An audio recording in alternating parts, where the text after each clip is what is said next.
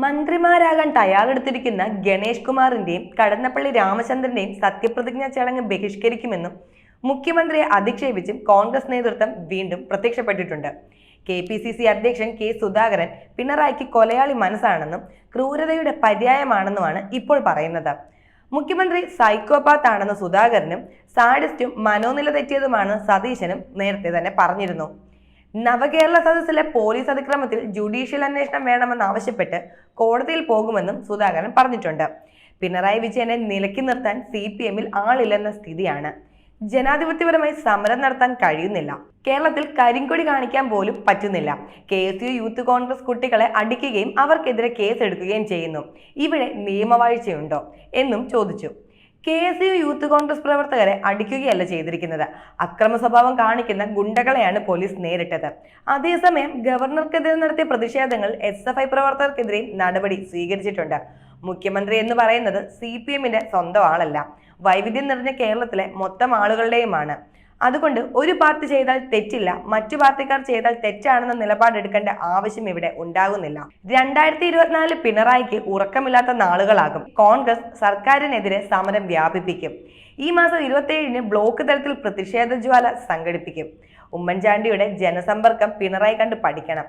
DGP കസേരയിൽ ഇരിക്കാൻ അർഹതയില്ലാത്ത ആളാണ് ഇപ്പോൾ കസേരയിലുള്ളതെന്നും അദ്ദേഹം പറഞ്ഞു.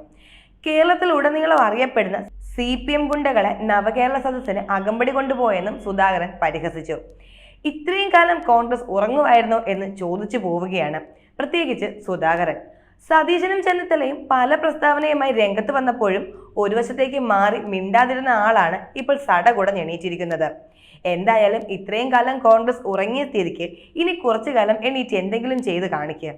ഉമ്മൻചാണ്ടിയുടെ ജനസമ്പർക്ക പരിപാടിയേക്കാളും പിണറായി വിജയന്റെ നവകേരള സദസ്സിന് ജനപ്രീതി കിട്ടിയത് അംഗീകരിക്കാനുള്ള ബുദ്ധിമുട്ടാണ് ഇതിൽ വടിയും വെട്ടി കുരുമുളക് പൊടിയുമായി ഇറങ്ങിയവരെ ഗുണ്ടകൾ എന്ന് വിളിക്കണോ മറ്റെന്തെങ്കിലും പേര് വിളിക്കണോ എന്ന് സുധാകരൻ തന്നെ പറയണം. ഉമ്മൻചാണ്ടിയെ അപകീർത്തിപ്പെടുത്തിയതിൽ പ്രധാന പങ്കുള്ള ഗണേഷ് കുമാറിനെ മന്ത്രിസഭയിൽ ഉൾപ്പെടുത്തുന്നതിനെതിരെ സതീശൻ രംഗത്തെത്തി. ഗണേഷ് കുമാറിനെ മന്ത്രിയാക്കാനുള്ള തീരുമാനത്തിൽ നിന്ന് LDF-ഉം മുഖ്യമന്ത്രിയും പിന്മാറണമെന്ന് ആവശ്യപ്പെട്ടു. മന്ത്രിമാരുടെ സത്യപ്രതിജ്ഞ ചടങ്ങ് UDF ബഹിഷ്കരിക്കുമെന്നും പറഞ്ഞിട്ടുണ്ട്. ജനങ്ങളാൽ തിരഞ്ഞെടുക്കപ്പെട്ട MLA ആണ് മന്ത്രിസഭയിൽ ഉൾപ്പെടുത്തരുതെന്ന് പറയുന്നത്. ജനാധിപത്യത്തിനപ്പോൾ ഇവരുടെ ഭാഷയിലെ നിർവചനം എന്തായിരിക്കും? ഉമ്മൻചാണ്ടി അപകീർത്തിപ്പെടുത്താൻ ശ്രമിച്ചുവെന്നതിന്റെ പേരിൽ ഗണേഷ് കുമാറിനെതിരെ കോടതിയിൽ കേസ് നടക്കുകയാണ്. ആ വിഷയം അന്വേഷിച്ച CBIയുടെ റിപ്പോർട്ടിൽ ഉമ്മൻചാണ്ടിയെ അപകീർത്തിപ്പെടുത്തുന്നതിൽ ഗൂഢാലോചന നടന്നുവെന്നും പറയുന്നുണ്ട്. അതിലെ പ്രധാന പങ്കാളിയാണ് ഗണേഷും. ഇതുവരെയും ഗണേഷ് കുമാർ കുറ്റവാളിയാണെന്ന് കോടതി പറഞ്ഞിട്ടില്ല. അങ്ങനെ പൂർണ്ണമായി തെളിയാത്ത പക്ഷം എങ്ങനെയാണ് വിധി നിർണ്ണയിക്കുക?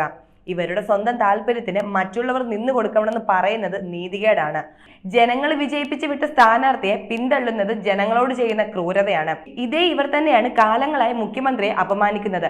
മാനസിക നില തെറ്റിയെന്നും ആലിബാബയെ 41 കള്ളന്മാരെന്നും പറഞ്ഞും ആക്ഷേപിക്കുന്നത് അപ്പോൾ തെറ്റില്ലേ? ഭരണപക്ഷത്തിനെതിരെ വിമർശനങ്ങൾ ഉന്നയിച്ചാൽ മാത്രം പോരാ, അത് തെളിയിക്കുകയും വേണം. അല്ലെങ്കിൽ അപകീർത്തി കേസ് തിരിച്ചുമുണ്ടാകും. എന്തായാലും നവകേരള സദസ്സ് തീർന്നാലും അതുണ്ടാക്കി വെച്ചിരിക്കുന്ന ഓളം ചെറുതൊന്നുമല്ല. അടുത്തത് നവസഭയുടെ പേരിലാണ് കോൺഗ്രസ് അംഗത്തിന് ഇറങ്ങുന്നത്.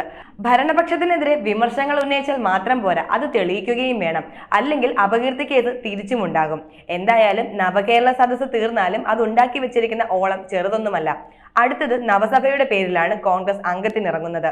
കോൺഗ്രസിന്റെ മനോനില തെറ്റിയുള്ള വെല്ലുവിളികൾ മുഖ്യമന്ത്രിയോട് എടുക്കണ്ട. വെറുതെ ഉള്ള വില കളയാൻ ഇറങ്ങിയിരിക്കുകയാണ് ഇപ്പോൾ സതീശനും സുധാകരനും.